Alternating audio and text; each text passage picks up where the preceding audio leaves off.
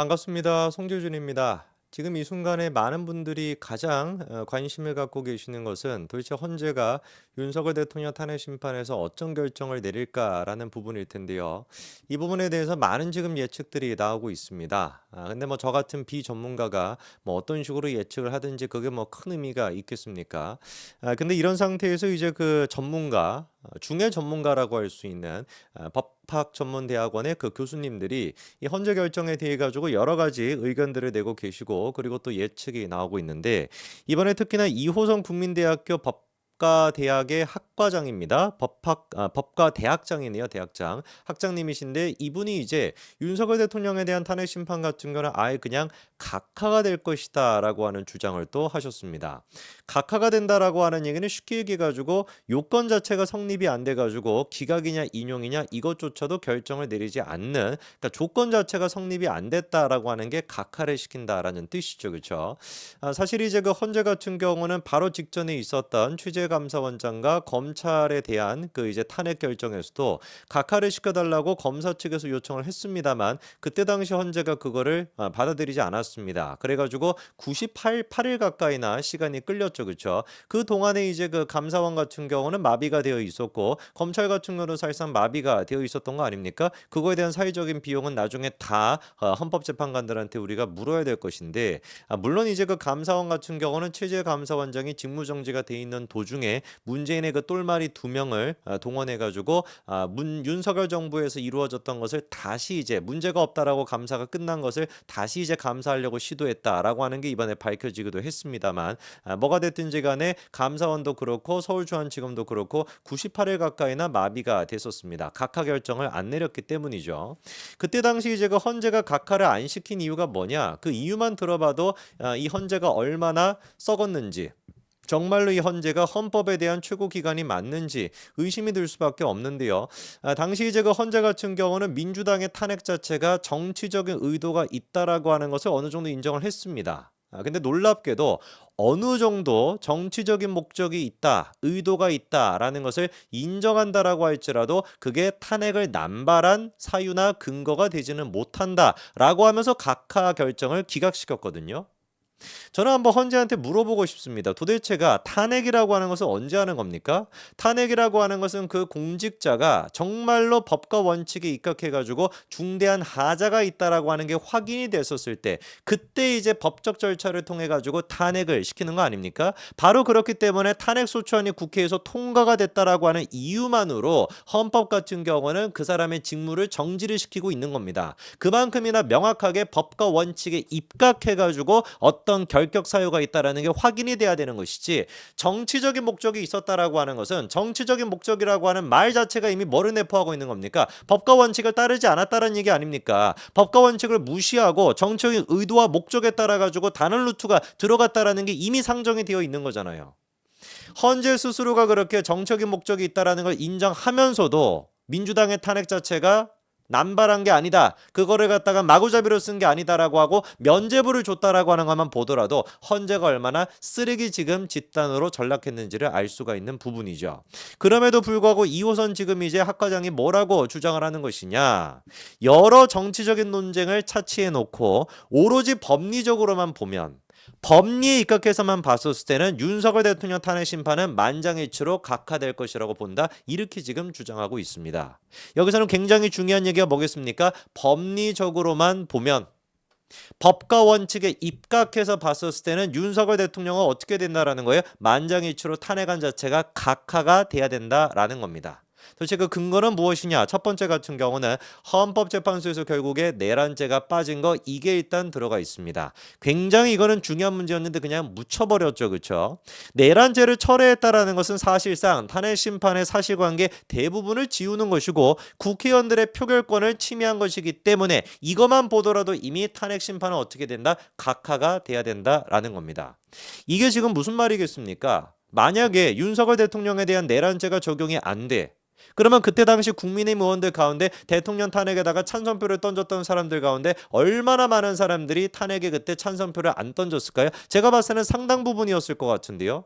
내란죄라고 하는 것이 있었기 때문에 사실상 그때 탄핵 찬성표를 던졌던 것이지, 내란죄가 빠졌다라고 한다면 대부분의 국민의힘 의원들 같은 경우는 반대표를 던졌을 것이고 애당초 윤석열 대통령에 대한 탄핵 자체가 국회에서 소추가 되지 않았을 겁니다. 그렇지 않겠습니까?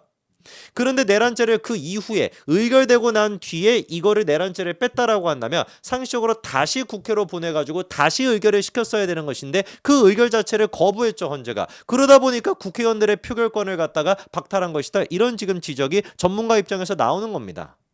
그리고 두 번째 각하가 될 사유가 무엇인지를 보니까 윤석열 대통령에 대한 방어권이 침해가 됐다라는 거예요. 헌재 같은 경우는 분명히 헌법재판소법에 따라 가지고 진행 중인 수사, 재판 기록은 요구하지 못하도록 되어 있는데 당연히 그럴 수밖에 없겠죠. 왜? 진행 중인 수사와 재판에 영향을 줄 수가 있으니까. 우리가 이거 청문회 자리에서 많이 보지 않았습니까? 현재 지금 제가 재판을 받고 있기 때문에, 제가 지금 수사를 받고 있기 때문에 관련돼가지고 진술하는 것은 부적절해 보입니다 라고 하는 멘트 많이 들어보셨죠? 바로 그게 지금 이 얘기인 겁니다. 실제로 그럴 수밖에 없죠. 헌재에서 예를 들어가지고 헌재는 지금 형사재판이 아닌데 헌재에서 자기들 나름대로 A는 B다 라고 결정을 내려버려. 그러면 형사재판에서 이거를 갖다가 무시할 수가 있겠습니까? A는 B다라고 하는 거를 갖다 무시할 수 있겠어요? 형사재판에서 A는 B가 아닌데 라고 해버리면 헌재 결정 자체가 부정이 돼버리는 것이고 탄핵도 그게 빠꾸가 되는 것인데, 그러다 보니까 기본적으로 헌재 지금 이제 재판소법에 따르면 어떻게 돼 있다라는 겁니까? 진행 중인 수사나 재판 기록 자체를 요구하지 못하도록 그렇게 돼 있는 거예요. 영향을 주지 않기 위해 가지고. 그런데도 불구하고 헌재는 어떻게 했습니까? 검찰과 경찰, 공수처까지 사실상 대한민국에 존재하는 모든 수사기관의 내란죄 수사 기록을 탄핵심판 증거로 채택을 했죠. 이것만 보더라도 헌법재판소법을 갖다가 위반했던 겁니다. 그리고 두 번째 같은 경우는 또 뭐가 있습니까? 재판이 확정되기도 전에 수사 기록을 이런 식으로 증거로 채택해가지고 예단하고 사실관계를 규명한 거, 이것만 보더라도 사실상 형사재판소법 또한 마찬가지로, 형사소송법 또한 마찬가지로 위반한 것이다, 이렇게 봐야 되는 겁니다. 그리고 윤석열 대통령의 반론권, 변론권, 이게 제대로 지켜지지 않았다는 것도 세 번째 이유가 되겠죠. 증인신문 시간 자체를 갖다가 한 명당 45분씩으로 제한을 뒀었는데 이거 자체가 지금 K재판이라 그래서 어마어마하게 전 세계적으로 조롱거리가 되고 있습니다. 상식적으로 우리가 생각을 해봤었을 때 수사 기록을 제출한 국회 측과 기록 내용을 일일이 반박해야 되는 게 윤석열 대통령 측이죠. 양측 가운데 시간이 더 많이 줘야 되는 건 누구겠습니까? 질문하는 사람이겠습니까? 답변하는 사람이겠습니까? 당연히 답변하는 사람 측에게 더 많은 시간을 보장을 해줘야 되는 것이죠. 그게 바로 형사소송법의 기본 중에 기본 아니겠습니까? 방어권이라고 하는. 그런데 그거를 갖다가 어떻게 했습니까? 한 명당 45분으로 제한을 시켜놨던 거예요. 그러다 보니까 이것 때문에, 이렇게 변론권과 방어권을 제대로 보장을 안 해준 것 때문에 오히려 헌법재판관들 사이에서 지금 이게 반론이 나오고 있다. 증거가 없지 않냐, 뭔가 얘기를 우리가 똑바로 들은 게 있고 많은 것들을 확보를 해놨으면은 이 부분은 이제 뭐 개헌법을 위반했네, 이 부분 같은 경우는 뭐가 위반했네, 이렇게 우리가 판단할 수 있는데 워낙에 들은 얘기가 별로 없다 보니까 이거는 증거가 부족하기 때문에 기각을 시켜야 된다, 이런 지금 얘기까지도 나오고 있는데 누구를 탓하겠습니까? 헌재 자체가 그거는 자초한 것이죠. 그것뿐만 아니라 마지막으로 각하가 돼야 되는 네 번째 이유는 무엇이냐? 재판부를 구성했던 구성 방식 자체도 문제가 있다라는 겁니다. 아시는 바처럼 이미선과 정계선 두 사람이 굉장히 문제가 됐죠. 문영배도 마찬가지인 것이고 세 사람 전부 다 우리법연구회 출신 아니었습니까? 제 기억에. 그런데 이미선 같은 경우는 친동생이 뭐였습니까? 민변 산하의 윤석열 대통령 퇴진 특별위원회 부위원장직을 맡고 있었습니다. 정계선 재판관 같은 경우는 남편이 어땠습니까? 국회 측 대리인과 같은 로펌 소속이란 말이에요.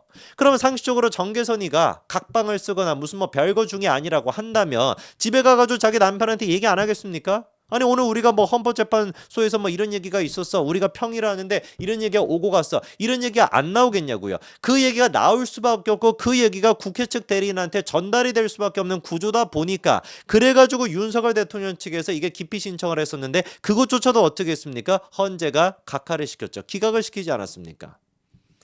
유럽 인권재판소조차도 뭐라고 규정을 하고 있냐? 재판장의 조카가 한쪽의 변호사일 경우에 재판의 공정성이 훼손된 것이다. 이렇게 판정한 경우가 있는데 그럼에도 불구하고 인권을 최우선시해야 되고 헌법의 정신을 최우선시해야 되는 헌재에서 이런 것들을 싹 다 무시하고 그냥 결정을 내려버렸던 거 이것만 보더라도 어떻다라는 겁니까? 기본적으로 탄핵안 자체가 구성조차도 잘못됐다. 그래가지고 지금 이제 2호선 학과장은 뭐라고 본다라는 거예요? 탄핵 자체가 각하가 될 것이다. 만장일치로 법리적으로만 본다면 각하가 되는 게 맞다. 이렇게 지금 주장하고 있는 겁니다. 한번 봐야 되겠죠. 만장일치로 각하가 나오지 않는다라고 한다면 지금 이제 이 전문가의 얘기에 따른다면은 이 헌법재판관들은 법과 원칙에 따라 가지고 결정을 내린 것이 아니라 뭐에 따라서 결정을 내렸다라는 뜻밖에 안 됩니까? 정치적 의도에 따라서 결정을 내렸다라는 뜻밖에 안 됩니다. 과연 그렇다라고 한다면 헌법재판관이 필요한가? 정말로 헌재라고 하는 조직이 필요한가? 우리가 궁극적으로 질문을 던질 수밖에 없겠죠.